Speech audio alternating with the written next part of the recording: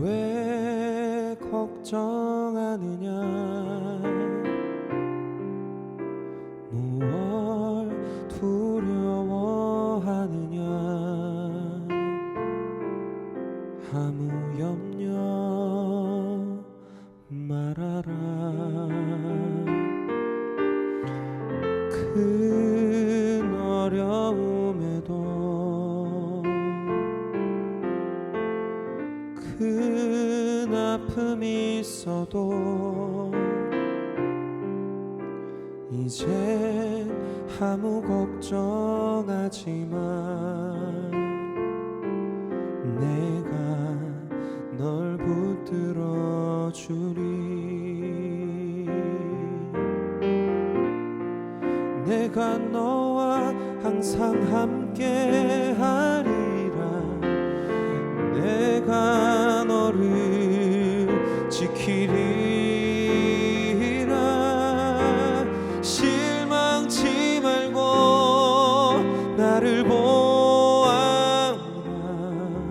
나는 너의 하나님이라.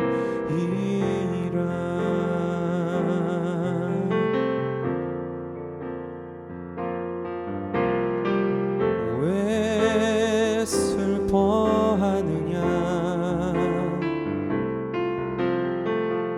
왜 걱정하느냐, 무얼 두려워하느냐, 아무 염려 말아라. 큰 어려움에도 큰 아픔이 있어도 이제 아무 걱정하지마. 내가 널 붙들어 주리. 내가 너와 항상 함께 하리라. 내가 너를 지키리라. 실망치 말고 나를 보아라. 나는 너의 하나님이라.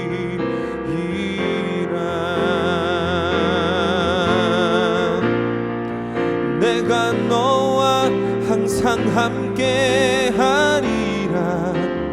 내가 너를 지키리라. 실망치 말고 나를 보아라. 나는 너의 하나님이라.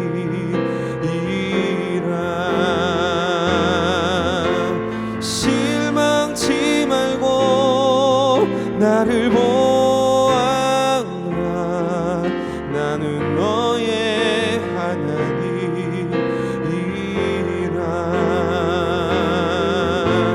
실망치 말고 나를 보아라.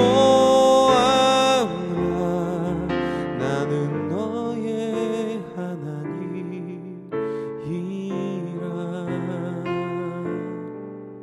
나는 너의 하나님이라.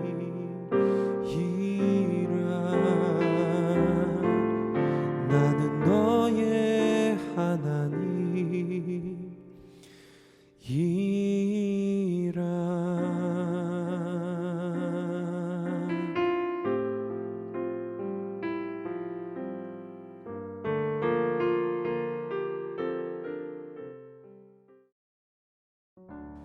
오늘 말씀은 마태복음 12장 38절로 42절까지의 말씀입니다.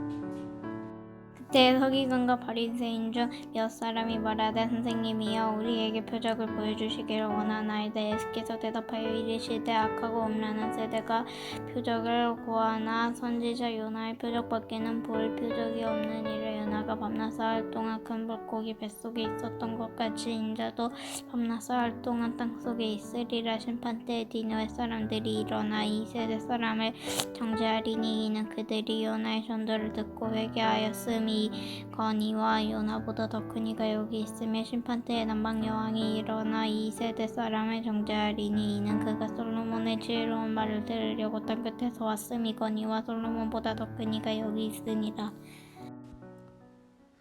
오늘 말씀에는 당시 종교 지도자들 가운데 특별히 서기관과 바리새인 중 몇 사람이 예수님께 와서 예수님이 메시아 된 표적을 보여달라고 요청했습니다. 이것은 예수님이 메시아가 되시는 그 초자연적인 증거를 요구한 것입니다. 사실 이들의 요구가 잘못된 것인데 왜 그러냐면 예수님은 이미 그분의 메시아 되신 수많은 기적과 증거를 보이셨습니다. 보이셨음에도 불구하고 그들이 믿지 않았던 것이죠. 믿지 않으면 결국에는 의심에 빠질 수밖에 없습니다. 오늘 우리에게는 너무나도 분명하고 완전한 하나님의 말씀이 주어져 있습니다. 즉, 이 말씀을 통해서 우리는 하나님이 어떤 분이신지, 하나님께서 우리를 향해 갖고 계신 뜻은 무엇인지 충분히 알 수 있는 것이죠. 믿지 않는 세대를 가리켜서 주님은 악하고 음란한 세대다라고 39절에 말씀하셨습니다. 39절 보시죠. 예수께서 대답하여 이르시되 악하고 음란한 세대가 표적을 구하나 선지자 요나의 표적밖에는 보일 표적이 없느니라. 다른 본문에서 보면 17장에 가서 보면 믿음이 없고 패역한 세대라고 이 세대를 가리켜 표현하신 부분이 있고요. 마가복음 8장에 보면 음란하고 죄 많은 세대라고 말씀하셨습니다. 베드로는 패역한 세대라고 했고요. 바울은 어그러지고 거스르는 세대라고 했습니다. 그렇기 때문에 로마서 12장 2절에 이 세대를 본받지 말라고 했던 것입니다. 이 앞에 본문에서 예수님은 이 세대를 장터에서 노는 아이들로 비유하신 일이 있었죠. 11장입니다. 근데 오늘 본문에서는 흉악한 귀신이 든 사람으로 이 세대를 비유하고 계십니다. 43절부터 45절까지 조금 난해한 말씀이 나오는데 43절 보시면 더러운 귀신이 사람에게서 나갔을 때 물 없는 곳으로 다니며 쉬기를 구하되 쉴 곳을 얻지 못하고 이에 이르되 내가 나온 내 집으로 돌아가리라 하고 와 보니 그 집이 비고 청소되고 수리되었거늘 이에 가서 저보다 더 악한 귀신 7을 데리고 들어가서 거하니 그 사람의 나중 형편이 전보다 더욱 심하게 되느니라. 이 악한 세대가 또한 이렇게 되리라 그랬습니다. 무슨 말이냐면 한 귀신이 있는데 어떤 사람에게서 나갔습니다. 그래서 쉴 곳을 찾아 여러 군데를 다니는데 마땅치 않은 거예요. 그래서 그 사람으로 다시 돌아갑니다. 근데 가보니까 그 사이에 집이 깨끗하게 청소되어 있고 수리되어 있습니다.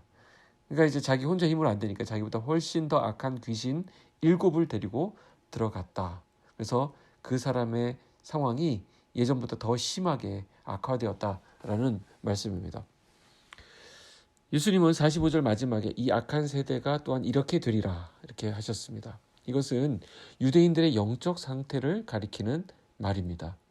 그들은 하나님의 은혜를 입었던 백성이죠. 그러나 지금은 어떻습니까? 예수님을 받아들이지 않고 믿지 않습니다. 그러니까 어떻게 됩니까?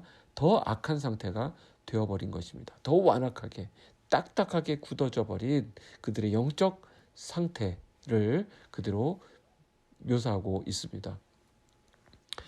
유대인들이 표적을 구하듯 오늘날에도 많은 사람들이 눈에 보이는 것들을 추구합니다.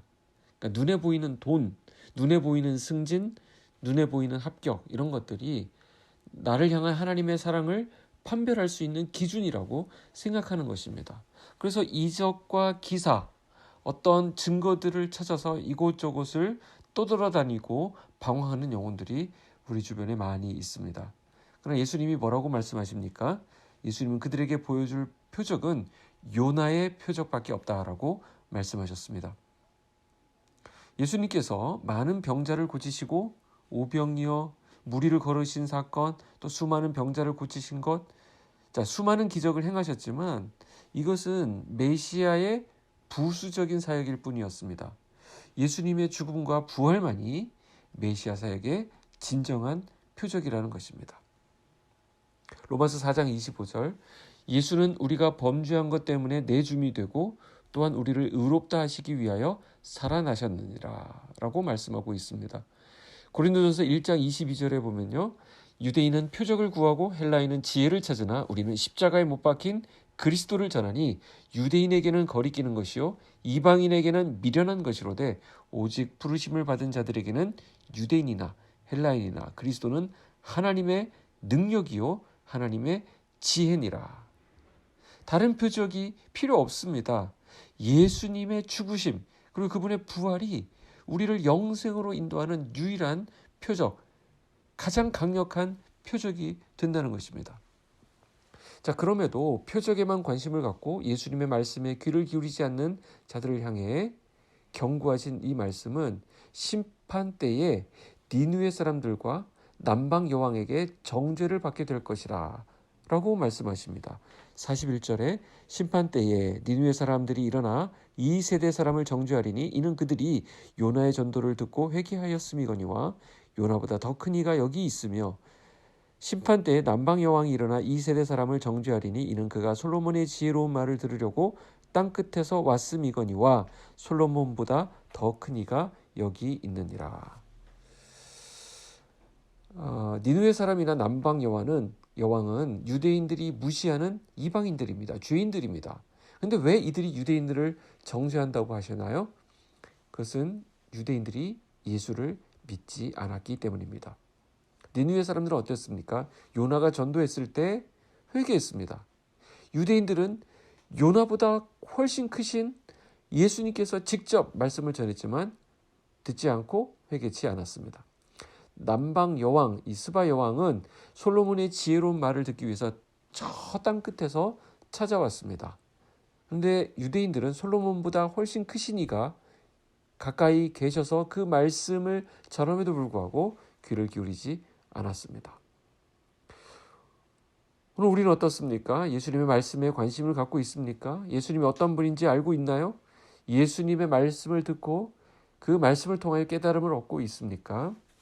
디모데후서 4장 3절에 보면 이런 말씀이 있습니다. 때가 이르리니 사람이 바른 교훈을 받지 아니하며 귀가 가려워서 자기의 사욕을 따를 스승을 많이 두고 또 귀를 진리에서 돌이켜 허탄한 이야기를 따르리라.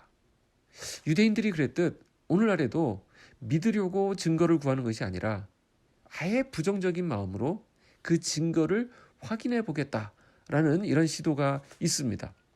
그러나 그들에게는 기적을 보여준다 하더라도 또 다른 핑계를 대면서 주님을 믿지 않을 거라는 것이죠. 그런 점에서 볼 때 우리가 이런 사실들, 성경이 믿어진다고 하는 것 사실 기적입니다. 우리도 성향상 의심으로 따지자고 한다면 만만치 않은 사람들이죠. 어떻게 이런 걸 믿을 수가 있겠습니까? 어떻게 성경이 믿어지고 어떻게 예수님이 믿어지는지 참 알 수 없는 일입니다. 그러니까 이게 은혜라는 것이죠. 이 믿음은 하나님이 선물로 주신 것입니다. 이게 은혜입니다. 구약시대의 이스라엘 백성은 광야에서 매일 하나님이 내려주신 기적의 음식인 만나를 먹으면서도 하나님을 믿지 않았습니다. 계속 불신했습니다. 저는 매일 하나님이 라면 한 봉씩만 주신다 하더라도 정말 잘 믿을 것 같은데 이 만나라고 하는 엄청난 음식을 그 모든 백성이 먹고 굶어 죽지 않은 것만 해도 참 대단한 일인데 그들은 불신앙의 모습을 보였습니다. 그것은 이 기적의 수가 부족해서가 아닙니다. 그들에게 믿음이 부족했기 때문입니다. 진정한 믿음이 없으면 어떻게 됩니까? 보고도 믿지 않습니다. 그러나 믿음이 있으면 보지 않고도 믿습니다. 그러므로 우리는 하나님께 증거를 요구하기보다는 어떤 표적을 요구하기보다는 무엇을 구해야 되겠습니까? 믿음을 구해야 합니다. 우리에게 이미 주신 성경 말씀으로 증거는 충분합니다. 그 모든 말씀이 우리 안에 믿어지고 우리 안에 능력으로 역사할 수 있도록 주님께 진정한 믿음을 구하는 저와 여러분의 삶이 되기를 축복합니다. 오늘 우리 삶 가운데 말씀이 믿어지고 말씀 앞에 설 때 놀라운 말씀의 능력이 나타나게 될 것입니다. 기도하겠습니다. 하나님, 오늘 말씀처럼 우리가 진정한 믿음을 갖기를 원합니다. 주님의 말씀이 진리임을 확신할 수 있는 믿음을 허락하여 주시옵소서.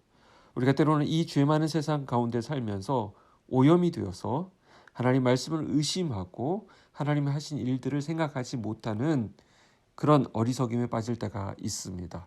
그렇게 되지 않도록 우리의 믿음을 강하게 하여 주시고 오늘도 믿음의 역사가 우리 삶을 통하여 우리의 모든 삶의 현장에 나타나게 하여 주시옵소서.